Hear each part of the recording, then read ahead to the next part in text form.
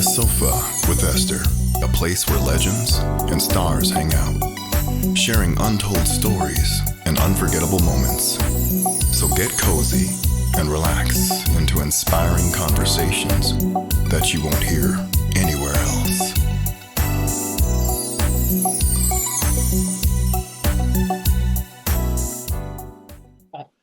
So good morning, good evening, good afternoon, wherever you are across the globe. Welcome to another wonderful On the Sofa with Esther, a captivating episode with Esther where artistry meets conversation and the music speaks volumes. Today, Esther is joined by two exceptional talents lighting up the UK jazz scene. First, the brilliant Brian Clemens, pianist, arranger, and band leader of the acclaimed Brian Clemens Jazz Orchestra. Brian leads a dynamic 13-piece band known for its rich sound, cinematic arrangements, and unforgettable live performances. As the creative force behind this powerhouse ensemble, Brian is reimagining the golden age of jazz with a modern flair. Joining him is the sensational Francesca Confortini, whose dynamic vocal range and effortless charisma has made her one of London's most sought-after jazz performers. From sultry standards to powerhouse ballads, Francesca brings every note to life with heart, soul, and impeccable style. Together, they're here to talk about their upcoming UK tour, Songs of the Silver Screen, a dazzling celebration of classic movie music brought to life by the full force of the Brian Clemens Jazz Orchestra. Ooh, I feel we need sort of lots of clapping and drum. Well, I'd just like to say thank you to both of you for joining me this evening. We're all very busy, but this is going to be a really nice interview because music is important. Music is of the soul. It changes dynamics. It feeds the soul. So I like to ask all of my guests, Brian, who is Brian in a nutshell, in a peanut shell, or a coconut shell? Man, I can do the peanut shell. I don't coconut shell. I need to think about that. Well, I'm certainly a lot of things. I would say that music is clearly the most important thing to me, and is really the guiding force of my life in the last couple of years, and really my entire life. It's what brought me to London. It's what my passion for music is what led me to start this whole project, and pretty much all of the endeavors, the career endeavors I'm involved with. So I love music. I've loved music since I was a little kid. I think my parents were able to see it, and that's why they, forced me into piano lessons when I was 3.5. Forced?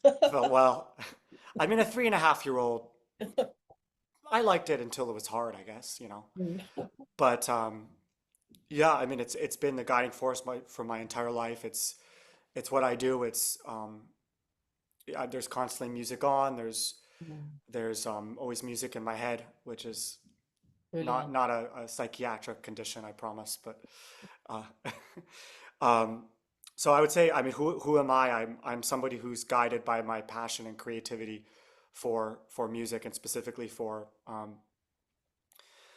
stemming from a lot of the music I grew up with, which is music from the 1960s, 1970s, and including a lot of music from film, which has obviously played a big part of my life because I grew up in LA. I'm from LA and spent most of my life there in Southern California. So to bring a lot of that over here to London obviously is something special. So yeah. Brilliant, brilliant. And the same for you, Francesca. Who is Francesca in a nutshell?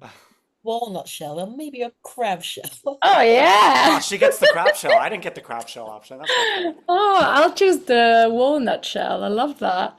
Well, first of all, thank you for having us both. This is super nice. Yes, thank you.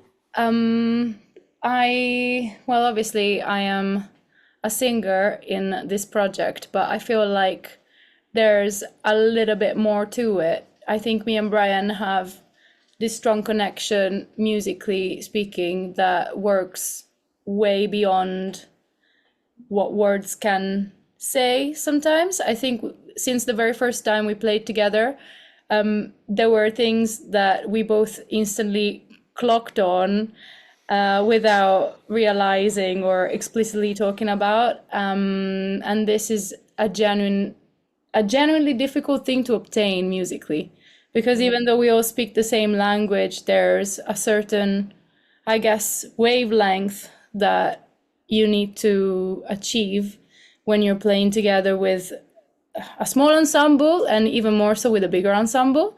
And I guess for this reason, because we found each other on the same level when we played together the first time, I feel like on a bigger scale with this 13-piece band, this connection is even better because we're able to extend it to a bigger orchestra and create something that is really evolving and involving at the same time. So I guess, yeah, that's the project, but I haven't really said anything about me. I was a very shy kid, and I always found music to be my outlet to actually express myself. And that stayed, and that made me decide to not be shy anymore. So actually, I'm quite extrovert now, but I feel like music is my constant companion, and it can help me find the right colors in my instrument to again speak what words cannot necessarily say, and it lets me discover little nuances and shades of any emotion that I like to portray through sound, if that makes sense. And it's always been like that. So yeah, and I hope it will always be like that. Mm. And when you were growing up, Francesca, did you grow up, what sort of music did you grow up on? So I am from Italy originally. I've lived in the UK for the past 11 years. And I grew up on, I was basically brought up by my grandmother, and I grew up listening to old Italian music from the 60s. So that's literally what I grew up upon. And I think this is very evident in my influences and the way that I sound. Having said that, when I then moved on, I studied musical theater and then I studied jazz.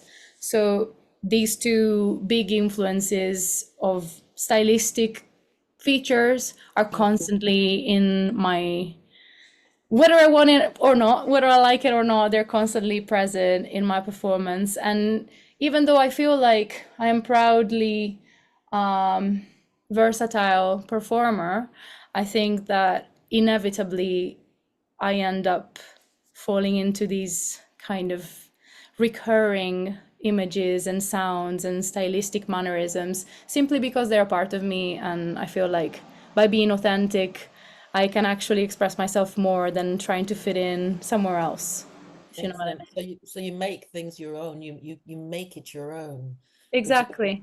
infuse a part of you in there. And Brian, for this particular project, I mean, it's songs based on songs from the silver screen and other sort of nostalgic classics. Why did you choose that sort of genre? Yeah, it's a great question. It sort of came organically. This project, a lot of it came from the music I was playing back in LA, Mm, at various venues over there, and obviously completely different, well, not completely different show, but completely different cast, somewhat of a similar show.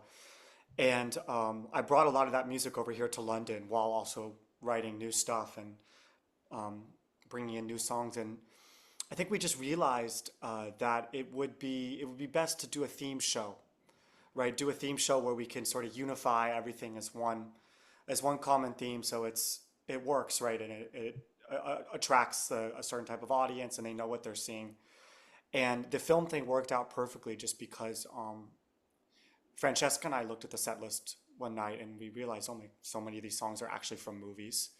So all I did was just taking a little bit of tweaking and introducing some new songs, which I've actually always wanted to write. Some songs like the opening to Grease, for example. I remember when Francesca and I came up with that mm, idea when we were sitting after a gig. Um, and that and the theme from Taxi Driver, for example, right? That's an iconic early Robert De Niro film, Martin Scorsese from the 70s, with a theme that's very, very jazz influenced. Um, and I had done that before in my master's recital. And so that was a perfect opportunity to bring that back. And all of a sudden we have this really exciting show that combines the music we love to play, the Mm. music the audience wants to hear, but now all it takes is just a bit of tweaking and rewriting the script and organization um, and a bit of uh, uh, redesigning our graphic, right? All of those things to really make this a special, unique show. And then I also realized, okay, movies have been a huge part of my life forever. I've studied film composing. Obviously I grew up in LA. I've I've I've adored John Williams and the soundtracks of movies my entire life. Some of my favorite songs I've heard first in movies. And obviously everybody loves movies. I've never met somebody that doesn't. So we thought it would just be the perfect theme. Um, and we notice a lot of, obviously it's not the first time someone's doing this, um, right? I mean, I think the BBC Big Band has a version, and I'm sure there's other, either whether they're jazz or classical orchestras or pop bands or whatever that do this kind of thing. But I think what makes ours special is, I think the group is already very, very special with, Francesca at the helm and obviously a fantastic group of musicians that we have, the venues we play in. I think the charts are a lot of fun. They're very engaging. They're very energetic. And so you kind of combine that thing we already have going. And then once you input this theme, which, most people can relate to, I think we have a really special show, for everybody. Absolutely. And I think Absolutely. what's great is we've given ourselves, I guess, the creative freedom uh, to keep some of the old stuff that doesn't really apply to the theater. Yeah. And we kind of say, hey, screw it, let's just throw it in anyway. And the And I was audience just tends gonna to, say, it's yeah. also a little bit self-indulgent, I think, as a project, Oh, it's totally shamelessly so. self-indulgent. Yeah. So yeah, there is 100%. a lot of attention to the audience and what could work, etc., and the current eye on what's available at the moment, what's on the market. But there's a part of it there's like, yes, please, can we do this? Yeah. Because it hits differently. I think when you watch a big band perform songs that you have a memory of from a Right. movie, it's not just the movie itself. It's like the whole circumstance. Like, where were you when you watched that movie? What does that movie remind you Culture. of? It's Right. an Mm. experience. So Absolutely. when you feel it so loud and majestic and Right. around you in a live venue, and you almost feel like what everybody else is remembering at the same time, it's really powerful. Right. It just involves so many things all at once, so it's definitely a Right. self-indulgent project.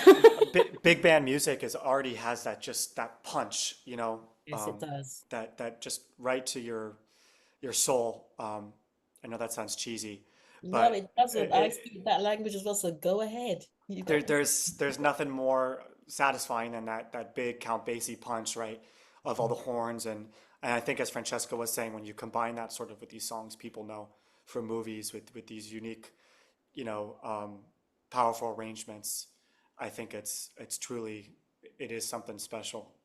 mm.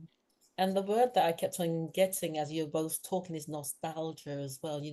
All Francesca was 100%. talking about nostalgia. And as you were talking, it also reminded me last year they were celebrating 50 years or 50 or 60 years of the Sound of Philadelphia, and they had it at the Royal Albert Hall. And so as you were talking about the experience of the big band and all the different moving parts coming together, Right, it right, reminded me of that time last year. It was phenomenal, Yep. not just the energy of the audience that was there, but the singers, the band, and then that nostalgic thread where people were like, oh my gosh, I remember that. And then, like you right. said, Ryan, mixing it in with a bit of the old, a bit of new, all of that. So that's what I'm sensing about this. And I'm looking forward, really looking forward to coming and seeing the performance. It would be wonderful. And other than what you've just explained, what else would you like people to take away when they walk away from your performance? What is that feeling you want them to take away with them? I mean, yeah, I'd like them to take some of our CDs too. That would be great. But uh, the feeling of owning our CDs, I guess, and giving us their cash. No, I'm just kidding. I'm kidding. You could cut that part if it's Shameless if it's too sales, but silly. I am not. Uh, That's a really good question. I answered the last one first, so I have one answer.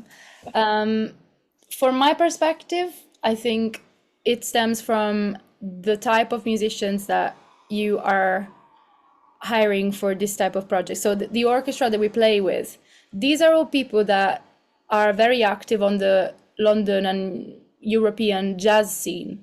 They are very strong personalities when it comes to owning their own instrument.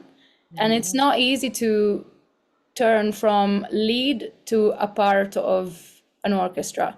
It's like being completely a team member rather than a carrier of your ego.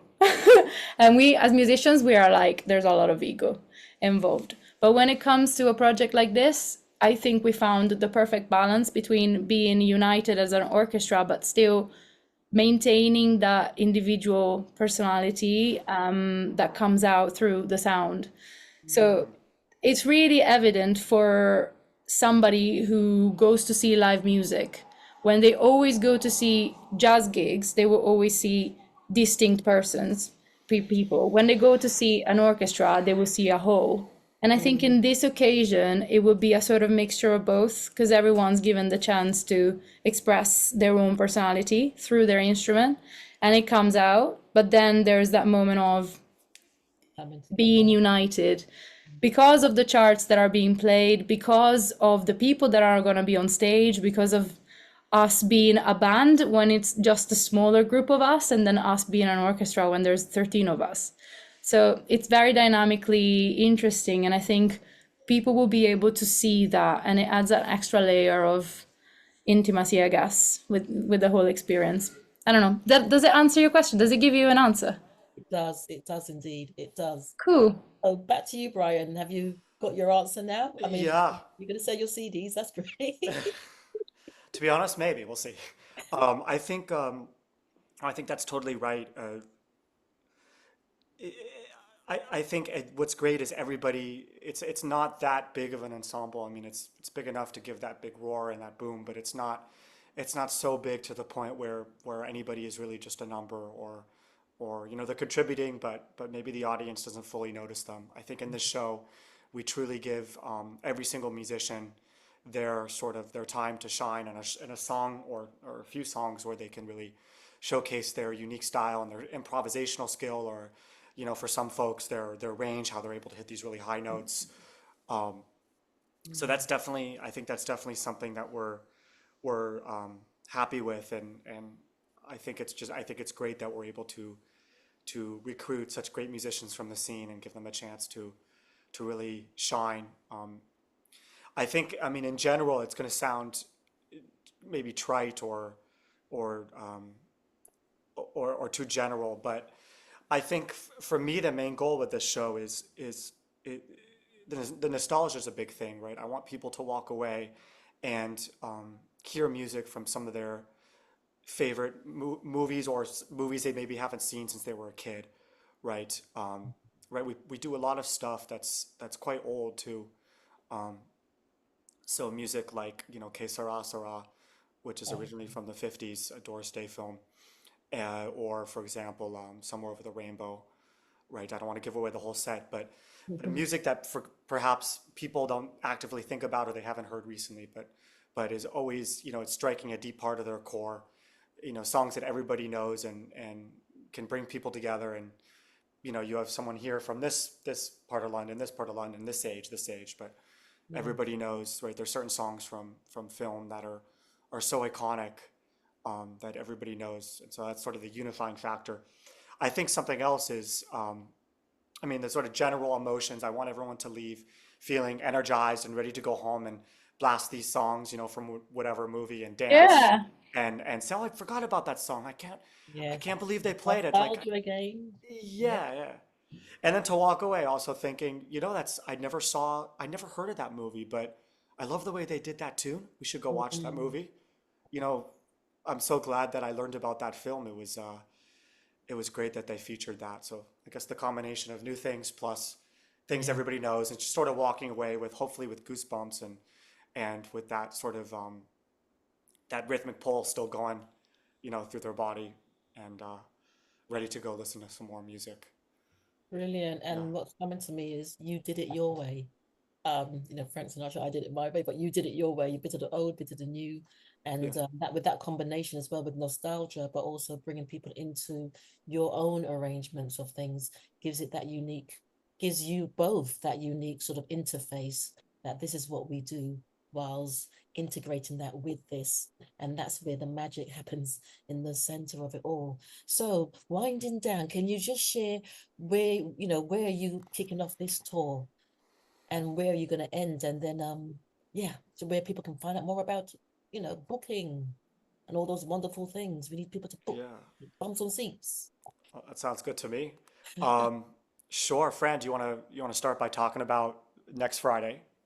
Well, yeah, of course. So our first next date is going to Eh, be this next Friday at the Bush Hall, which is a lovely venue in Shepherd's Bush in central London, where we will sort of kick off the season. And then after that, we have a few scattered events that will take us throughout the UK, I guess, all this autumn as well. Obviously, summer is a bit of a tricky time for all musicians. So it's going to be a very sparse tour to begin with, and then it will pick up again in October, November. yeah, yeah, no, November, and then well into 2026. So we have a handful at the beginning of 2026, all the way until little less than a year from now, out in. Brilliant. So at this moment, I mean, the tour is expanding, it's growing, but at the moment, the last scheduled date is in Harrogate at Harrogate Theatre near Leeds. So we Okay. got quite a variety of venues all over the UK. Until then, obviously the kickoff um, is this Friday, a week from tomorrow, or a week from today, actually, with Mhm. a few, a few other London shows uh, in January, actually, back at Wilton's Music Hall, where we've Oh, we've yes. already had the pleasure of performing twice, and it's also a special place for the band, as it was our first ever show, our inaugural show before we did the Songs of the Silver Screen Yeah. Excellent. show. So We always update the website. So yeah, for every venue, at the moment, as Brian just said, we have some scattered. Actually, it's literally north, south, west, and east because we have right, Norfolk, we have Somerset, we have London and Greater London, we have Essex, we have York, we have Harrogate. So there's a few theaters just across the country, and as soon as they start to come in even more for the winter, we'll just update right. the website. So Excellent. Excellent. And I love Wilton Hall. It's got the ambience and it's incredible. beautiful. I agree. Beautiful. Well, Yeah. I'd just like to say thank you both for your time, wishing you all the best. Looking forward to meeting you next Friday. Yeah. Yes. Yes, I'm really looking forward to this. Really, really, really, because I just love, music's my thing. And you know, Goldfinger, all those things. Not keep Uh, quiet. Esther, thank you so much. It was actually really nice to talk about the project. yeah. We never get the chance to actually say nice things to each other about this. We're always constantly just arguing about the set list. So this is really nice. Thank you. At least you're It's on like it. you're our marriage counselor basically at this point. Yeah, it's Yeah, yeah. beautiful. Thank you. I do energy healing aside from this. So if you want my number, then There you go. Yeah. all right. So wishing you all the best. I'll see you next Friday. And yeah, just keep doing what you're doing, changing things up, but keeping the nostalgia center space. So thank you. Thank you, Esther. Thank you, Esther. Have a lovely evening. Yeah. You too. Bye. Bye. Bye bye.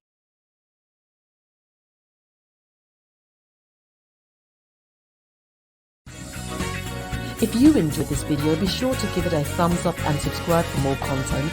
Let me know your thoughts in the comments below, and don't forget to click the bell icon for notifications on future videos. Thank you for watching.